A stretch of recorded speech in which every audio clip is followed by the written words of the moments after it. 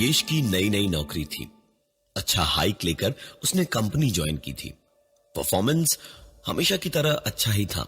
एक दिन जब शाम को योगेश चैम्बर में बैठकर काम ही कर रहा था, जब उसका मोबाइल बजा। फोन उठाते ही योगेश को एक आवाज ने खुशी खुशी बताया, सर कॉन्ग्रेचुलेशंस, आपने हमारी कंपनी की तरफ से 5 लाख रुपए की मेडिक्लेम पॉलिसी जीती है सर। 10 लोगों की लॉटरी में सर आपका भी नाम है। योगेश ने पूरी बात सुनी और फिर कहा, मुझे कोई पॉलिसी नहीं लेनी है आपसे, मैं बिजी हूं, आप बाद में फोन कीजिएगा।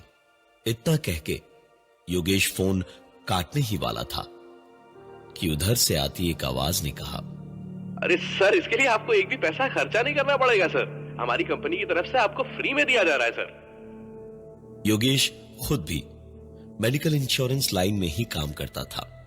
यह बात उसे हजम नहीं हुई। उसने जरा गुस्से से कहा, मैं खुद भी मेडिक्लेम पॉलिसीज ही बेचता हूं।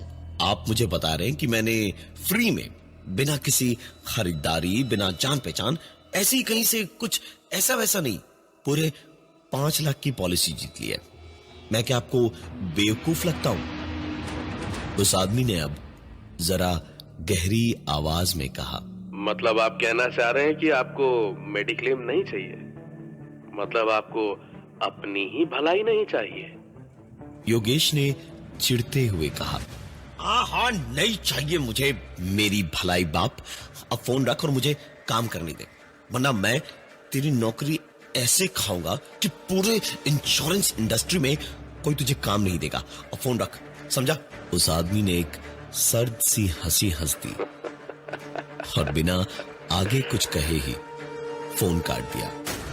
योगेश ने मन ही मन अपने आप से कहा कि 10 साल वो इंडस्ट्री में है और आज कोई उसे बेवकूफ बनाने की कोशिश कर रहा है। अपने काम में योगेश वापस डूब गया जब उसके फोन पर एक एसएमएस आया। मैसेज चेक किया तो योगेश की आंखें गुस्से में लाल होती चली गई, क्योंकि मैसेज में साफ साफ लिखा था, प्रिय ग्राहक, मुबारक हो, 5 लाख रुपए का मेडिकल इंश्योरेंस फ्री में जीता है आपने। योगेश ने तुरंत मैसेज डिलीट कर दिया और अपने काम में बिजी होने लगा। और काम करते ही उसके सामने एक नए ईमेल का अलर्ट आया। ईमेल खोलकर देखा तो उसमें भी वही कहानी, प्रिय ग्राहक, मुबारक हो, 5 लाख रुपए का मेडिकल इंश्योरेंस फ्री में जीता है आपने। योगेश ने गुस्से में ये ईमेल भी डिलीट कर दिया और अपने काम में लग गया जब सिक्योरिटी ने केबिन के दरवाजे पर नॉक किया और अंदर आने का इशारा पाकर सिक्योरिटी ने आकर एक लेटर योगेश के सामने रख दिया। उसके बाहर जाने तक योगेश लेटर की पैकिंग खोल चुका था और लेटर बाहर निकालकर पढ़ते ही योगेश ने देखा कि उसके सामने एक सर्टिफिकेट था जिसमें लिखा था कि योगेश ने फ्री में, बिना किसी पैसे के, मेडिक्लेम पॉलिसी जीती है, पूरे 5 लाख रुपए की।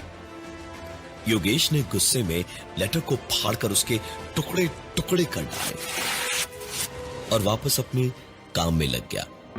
काम करते करते उसे न्यूज़पेपर के ऐड के बारे में याद आया। योगेश ने पेपर उठाया और कोई पेज ढूंढने को पन्ना पलटा ही था कि उसमें से एक पैम्फलेट नीचे गिरा जिस पर साफ साफ लिखा हुआ था, प्रिय ग्राहक, मुबारक हो, 5 लाख रुपए का मेडिकल इंश्योरेंस फ्री में जीता है आपने। योगेश के गुस्से का अब ठिकाना ही नहीं था। अभी तक हुई हर चीज का गुस्सा इस पैम्फलेट पे निकाला उसने।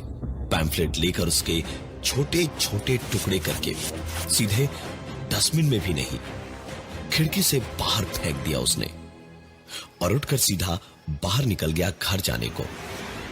बॉस को एसएमएस डाला तो उन्होंने भी छुट्टी दे दी। योगेश ने निकलकर ऑटो पकड़ा घर जाने को और ऑटो वाला बहुत तेज ऑटो चला रहा था।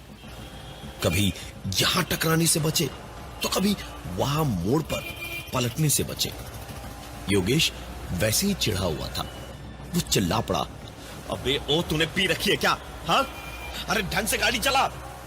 ऑटो वाले ने रियर व्यू मिरर में बिना गाड़ी को धीमे किए पीछे योगेश को देखा, मुस्कुराया और फिर पलट कर कहा, क्यों सर, आपको क्या टेंशन?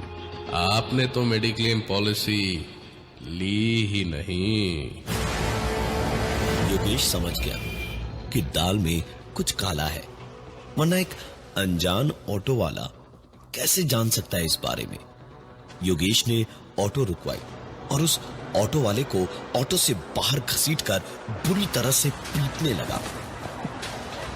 ऑटो वाला कुछ बोल ही नहीं पा रहा था, लेकिन कहते हैं ना कि एकता में बल होता है। पास से गुजरते हुए कुछ ऑटो वाले रुक गए और अपने साथी को पिटते हुए देख नहीं पाए, और बदले में योगेश को ऐसा पीटा उन सब ने, ऐसा पीटा कि योगेश लहूलुहान होकर वहीं बेहोश हो गया। आसपास से आते जाते लोगों ने तमाशा देखा तो उठाकर योगेश को अस्पताल पहुंचाया। तकरीबन 1 हफ्ते के बाद कहीं जाकर योगेश को होश आया। धीमे धीमे आंखें खोली तो सामने देखा, खुशी से उसकी बीवी तनु की आंखों में आंसू आ गए थे। उसे देखते ही वो योगेश से लिपट कर बोली, बस मुझे कुछ नहीं चाहिए। मैंने भगवान से कहा था कि आपकी जान बच जाए, पैसा तो फिर आ जाएगा। ये सुनते ही योगेश ने उस हालत में भी धीमे से बोला, पैसे? किस बात के? मेडिक्लेम वाला कार्ड काम नहीं आया यहां? तनु ने बताया कि योगेश बेहोश था। लोग ही उसे उठाकर सबसे नजदीक इसी अस्पताल में लाए, और इस अस्पताल में योगेश का मेडिक्लेम कार्ड काम नहीं करता। खून का घूंट पीकर रह गया योगेश। फालतू में इतना खर्चा सुनकर थोड़ा खिसियाया जरूर, लेकिन शुक्र भी थी कि जान बच गई, वरना जैसी मार उसे पड़ी थी, वक्त पे हॉस्पिटल ना पहुंचता तो जान बचनी मुश्किल थी। खैर, योगेश कुछ ही दिनों में हॉस्पिटल से डिस्चार्ज हुआ। तबीयत उसकी काफी बेहतर हो चुकी थी, लेकिन अभी भी काफी दिक्कतें थी चलने फिरने में। घर आकर ज्यादातर वक्त लेटे लेटे ही बीत रहा था योगेश का। तनु ही सब कुछ अच्छे से संभाल रही थी। घर पर एक दिन दोपहर के वक्त खाने के बाद दवा खाकर योगेश जब आराम कर रहा था, तब दरवाजे की घंटी बजी। तनु ने दरवाजा खोला तो बाहर से आती आवाजों से साफ समझ आया कि किसी ने कुछ भेजा है।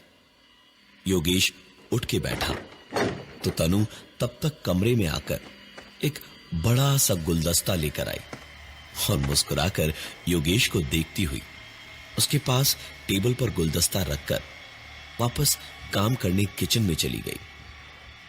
योगेश की नजर उस कार्ड पर पड़ी जो गुलदस्ते पर चिपका हुआ था।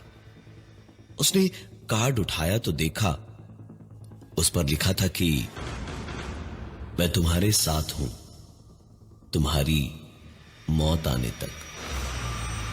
योगेश को इसे पढ़ते ही कुछ शक हुआ।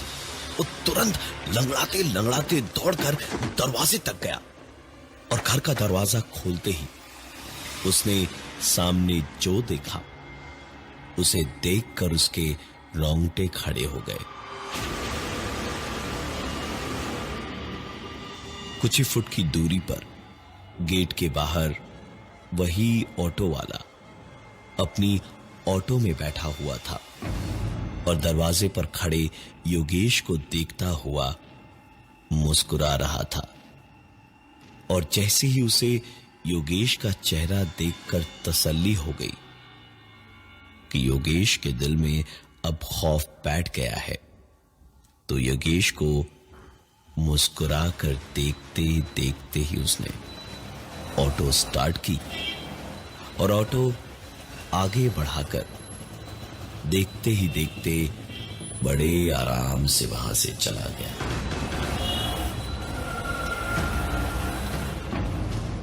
योगेश तुरंत वापस अंदर भागा और घर की सिक्योरिटी सिस्टम से फुटेज निकाली, उसे चलाकर ध्यान से देखा और जैसे ही फुटेज में ऑटो मुड़ा, योगेश ने फुटेज को पॉज करके जूम किया और ऑटो का नंबर नोट करके तुरंत आरटीओ में अपनी जान पहचान के एक दोस्त को फोन करके पता करने को कहा। कुछ ही देर के बाद उसके दोस्त का फोन आया। योगेश ने फोन उठाया तो उधर से उसके दोस्त ने कहा, यार किसी राकेश सोनकर के नाम पर है ये ऑटो, एड्रेस तुझे एसएमएस कर दिया, चेक कर लेना। योगेश ने तुरंत फोन में एड्रेस देखा और निकल पड़ा राकेश ऑटो वाले को ढूंढने। ज्यादा मुश्किल नहीं हुई उसे राकेश का घर ढूंढने में, लेकिन वहां पहुंचकर पाया कि वहां तो कोई राकेश रहता ही नहीं है।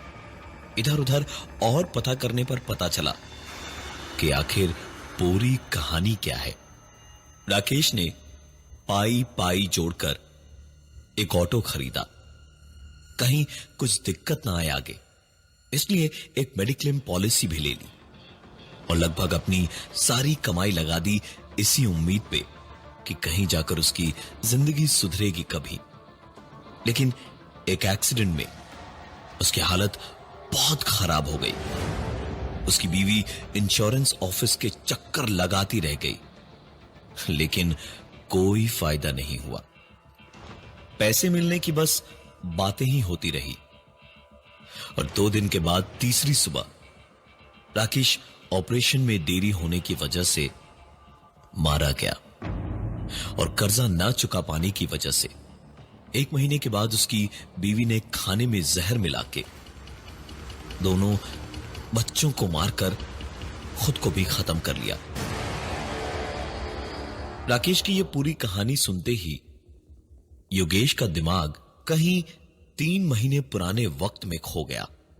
उसने तुरंत अपने दोस्त गिरीश को फोन किया और उसके फोन उठाते ही योगेश ने कहा, भाई तुझे याद है वो ऑटो वाले की बीवी, अरे वो जो 5 लाख रुपए जो हमने मारे थे, भाई वो ऑटो वाला मर के भी मेरे पीछे पड़ा है, मुझे मार देगा भाई। मैं मरना नहीं चाहता भाई, मैं मरना नहीं चाहता। गिरीश ने योगेश की पूरी बात सुनी और फिर कहा, अबे तू पागल हो गया क्या? घर पहुंच, 1 घंटे में आता हूं, मैं भी बैठकर आराम से बात करते हैं। योगेश को अपने दोस्त का ही सहारा था बस। अब जल्दी जल्दी घर पहुंचा और इंतजार करने लगा गिरीश के आने का। कुछ देर के बाद ही दरवाजे की घंटी बजी। दरवाजा खोला तो सामने गिरीश था। अंदर आता हुआ योगेश से उसने कहा, अरे यार 500 का ही नोट है मेरे पास में, ऑटो वाले के 170 रुपए हुए हैं, जरा दे देना। योगेश ने अपने बेटे को आवाज लगाई और उसके हाथ में 170 रुपए देकर उसे बाहर ऑटो वाले को पैसे देने भेज दिया और आकर गिरीश के साथ बातें करने लगा। गिरीश को किसी भी हाल में यकीन ही नहीं हो रहा था कि योगेश जो भी कह रहा है वो सच है। बातों बातों में ही अचानक योगेश को एहसास हुआ कि उसका बेटा चिंटू बाहर गया तो था, लेकिन अंदर नहीं आया और उस बात को तकरीबन 15 मिनट हो चुके थे। योगेश तुरंत दरवाजे के बाहर भागा। बाहर निकलकर देखा तो चिंटू कहीं नहीं था। 1-2 बार उसने आवाजें लगाई, लेकिन चिंटू की कोई आवाज पलट कर नहीं आई और तभी योगेश का फोन बजा। फोन उठाते ही दूसरी तरफ से उसी ऑटो वाले की आवाज आई, अगर अपने बेटे को जिंदा देखना चाहते हो तो अंदर बैठे अपने दोस्त गिरीश को मार डालो। दोस्त जिंदा रहेगा ना तो बेटा मरेगा। योगेश एक पल को वहीं पत्थर की तरह जम के खड़ा रह गया, लेकिन फिर धीमे धीमे भारी कदमों से चुपचाप वापस अंदर आया। गिरीश पेपर पढ़ता हुआ चुपचाप बैठा हुआ था। योगेश टहलता हुआ गिरीश के पीछे जाकर खड़ा हुआ और हाथ में सामने पड़ी एक तार उठाई। गिरीश कुछ बोलने को पलटा ही था जब योगेश ने गिरीश की गर्दन पर वो तार लपेटकर उसका दम घोटना शुरू कर दिया। गिरीश बुरी तरह सांस ना आने की वजह से छटपटाने लगा। सामने टेबल पर रखा सामान इधर उधर गिरीश का पैर लगने से गिरने लगा, फैलने लगा और फिर आखिरकार गिरीश ने दम तोड़ दिया। इतनी देर तड़पने के बाद गिरीश मर चुका था। योगेश ने चैन की सांस ली कि अब उसका बेटा बच जाएगा। उसने जेब से फोन निकाला ही था वापस ऑटो वाले के नंबर पर फोन करने को, जब अचानक चिंटू की चीख गूंजी तो योगेश ने सर उठाकर सामने देखा। चिंटू अपने कमरे के दरवाजे पर खड़ा था और अपने पिता का ऐसा रूप देखकर सूखे पत्ते की तरह थर थर कांप रहा था। लेकिन उसी चिंटू को वापस पाने के लिए ही तो योगेश ने गिरीश को मार डाला था।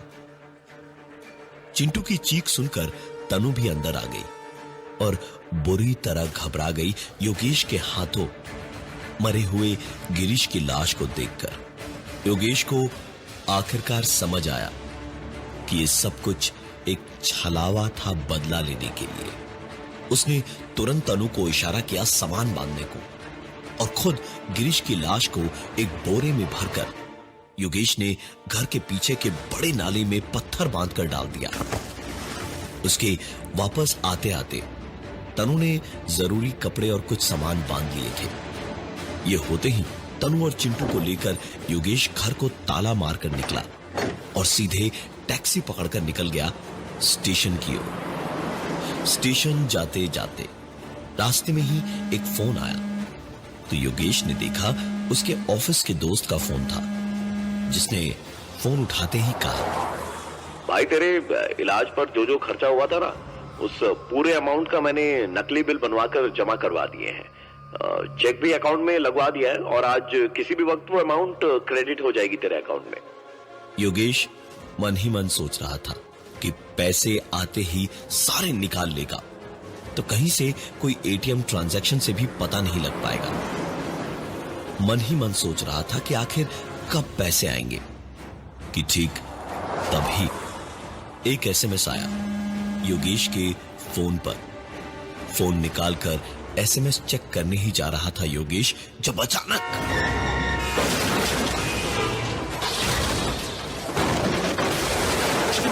योगेश की टैक्सी और एक ट्रक में जबरदस्त भिड़ंत हुई और योगेश की आंखों के सामने अंधेरा छाने लगा।